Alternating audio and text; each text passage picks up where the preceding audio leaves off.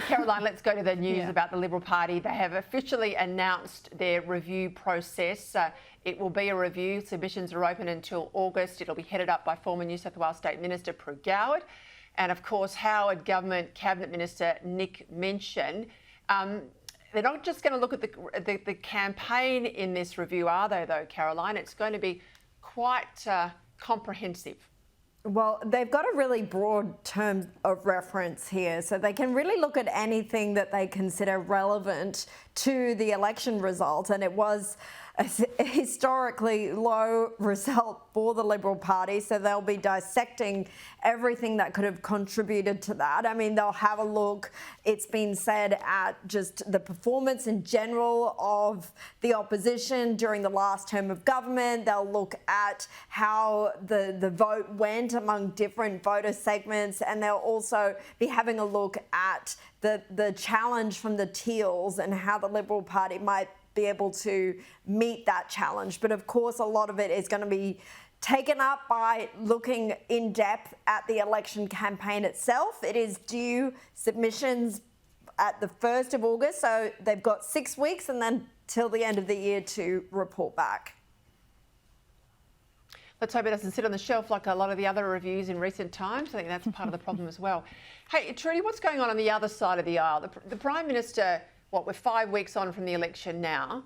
They've not released the staffing numbers. They've not secured their own staff. They've got some 600 positions where people are not yet confirmed, I'm told. We've got, about 80 or 90 for the coalition. There'll be other staff, obviously, around the crossbench and elsewhere. Now, come on, unless they get the staff into these ministers' offices, they really can't get to work. I don't know what's going on. You got any ideas?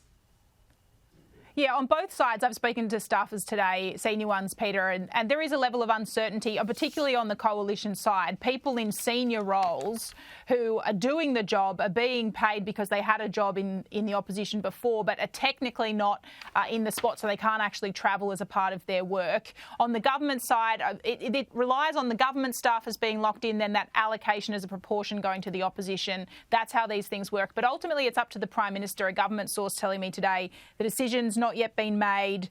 They're expecting it to happen within the coming days/weeks, noting that the Prime Minister's currently overseas, so potentially that'd be able to happen when he comes back. But as you say, a lot of uncertainty. People we don't normally think that much about in politics, are you? The staff, and it is a lot of uncertainty for people turfed out or forced to move as a result of their bosses. Yeah. And surely someone else in that office can use a computer. Come on, get on with it, get on with it. We want the government back and the country working again. Hey, speculation today that Josh Frydenberg might be having another tilt at federal politics. There's been a new executive elected for the Kooyong branch out in the east of Melbourne. It's been joined with the old Higgins branch. The seat of Higgins, of course, has been abolished. And, quote, a whole lot of Josh people have been elected. Now, this one's interesting for me here, Caroline, because Amelia Hamer contested that seat. She obviously narrowly lost there to Monique Ryan. And all the people who said Hamer's a sort of young person, a young woman we want to see in politics, are now all the same people saying, well, she's got to move to one side because we want Josh to get the job. They're also the same people who say the Liberal Party must have quotas. I think when push comes to shove, Liberal Party members on the whole are going to be backing someone who they see as not only a potential Liberal leader, a future Liberal leader, but someone who could be future Liberal Prime Minister. And that's always how Josh Frydenberg has been viewed. Look, it would mean, obviously, he would need to have another crack at it, but there's been rumours for a long time and he refuses to say whether that's the case.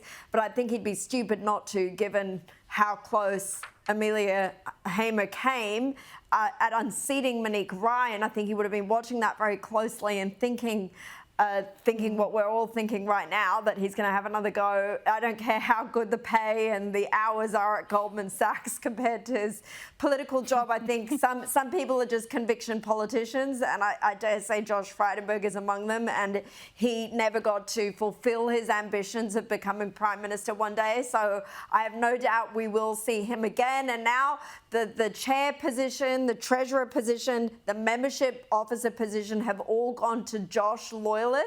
I dare say we will see him pre-selected at the next election.